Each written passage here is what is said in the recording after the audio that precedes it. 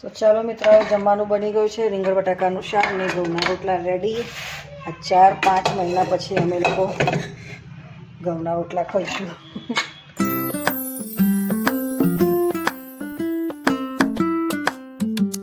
તો રીંગણ બટાકાનું શાક બનાવું છું મિત્રો। કશું શાકભાજી નહોતું તો 10 રૂપિયાના રીંગણ અને બટાકા લઈને આવી 20 રૂપિયાનું। તો મેં કીધું ચાલો હવે આજ બનાવી દઈએ।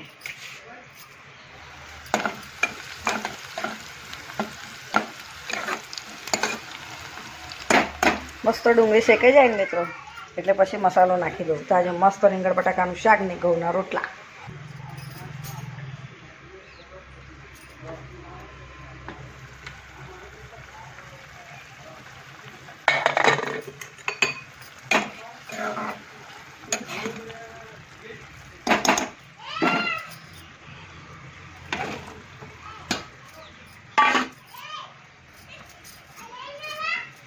એક મોટું મરચું નાખ્યું છે અંદર। જો મમ્મીજીને ખાવું છે ને તો કે આમાં નાખી દે।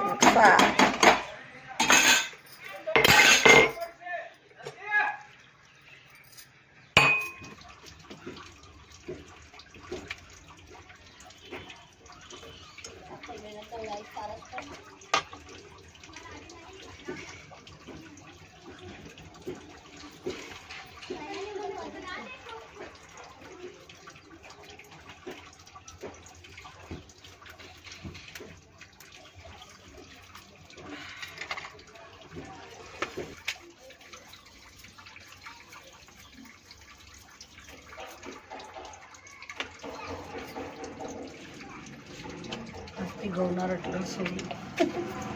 3-4 મહિના બાજરીના રોટલા ખાધા મેં તો।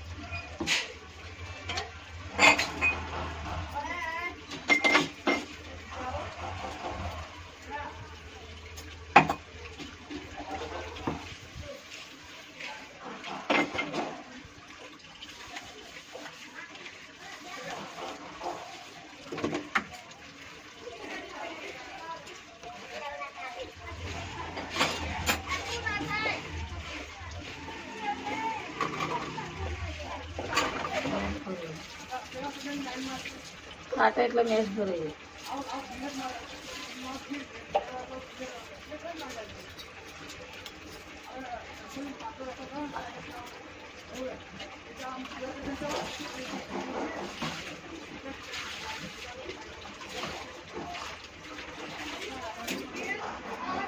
ચાલો મિત્રો, જમવાનું બની ગયું છે। રીંગણ બટાકાનું શાક ને ઘઉંના રોટલા રેડી।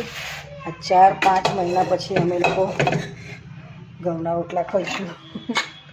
ઠંડીમાં બાજરીના રોટલા ખાવાની મજા જ બહુ આવે, સરસ મજાની। પણ શું કરીએ, આવે લોટ જ નથી, પતી ગયું, બાજરી પણ પતી ગઈ। મિત્રો, મારું જમવાનું બની ગયું છે। ઘઉંના રોટલા બનાવ્યા અને ઘઉંના રોટલા બનાવ્યા। રોજ બાજરીના બનાવતી હતી ને એટલે બાજરીનું મોડે રહી ગયું છે। તો મિત્રો, ઘઉંના રોટલા 4-5 મહિના પછી આજે ખાઈશું અને રીંગણ બટાકાનું શાક બનાવ્યું। તો ચાલો મિત્રો, જમવાનું મારું બની ગયું છે। તો મિત્રો, ચેનલ પર ના હોય તો સબસ્ક્રાઈબ કરજો અને વિડીયો સારો લાગે તો લાઈક કરજો। તો મળે નવા બ્લોગમાં। જય શ્રી કૃષ્ણ, રાધે રાધે, જય દ્વારકાધીશ, હર હર મહાદેવ, બાય બધાને।